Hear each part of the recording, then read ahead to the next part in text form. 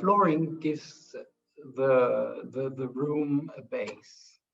And the interesting part about the flooring is it's the first material that's get visual on the site. I mean, you have the raw building, and then suddenly the flooring comes in, and suddenly you are at the turning point when you understand that this is becoming a real building, that you can walk on something, that something defines the atmosphere of a room.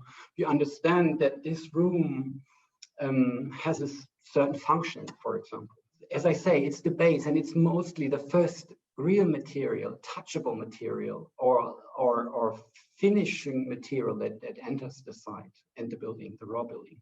Floors, as any surface in a space, are an integral part of conveying not only an atmosphere, but of course a narration of the space on both levels, right? In terms of, are they supporting the spatial geometry, or are they disguising the spatial geometry? So surfaces, colors, textures are a good element to play, with speed in space. You can accelerate people, you can put people slowing down, you can hide things, you can make things visible, you can create trigger points where people want to go there. So this part is extremely important in that kind of spatial narration. And of course, in terms of the aesthetic qualities, they are an integral part of how our space is being perceived. Is it and that of course is based on the concept. Is it a flashy space? Is it a very graphical space? Is it a very homey, harmonic, casual space? Whatever. So surfaces, of course, inform the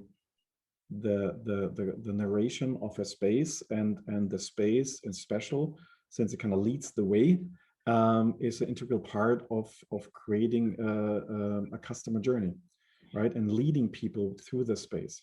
The floor starts outside of the house, obviously. You have a garden, you have a street, and then you come into the house, and this transition phase already tells us a lot about how we use the floor. We put out the shoes, we maybe raise a little level, so we keep the nature away, and we get into this habitat. And I think this Japanese culture, for example, they celebrate this as a tradition, just to keep the dirt out of the house. And I think this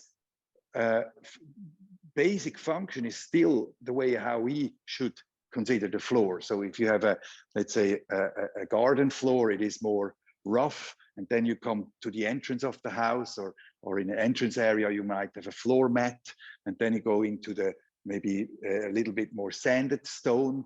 Then you come to the wooden surfaces that need a bit of protection from rain.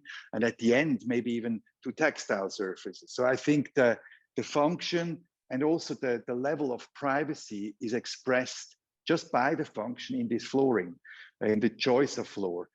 Nothing worse than a carpet mat meeting a garden, right? I mean, that hurts a bit.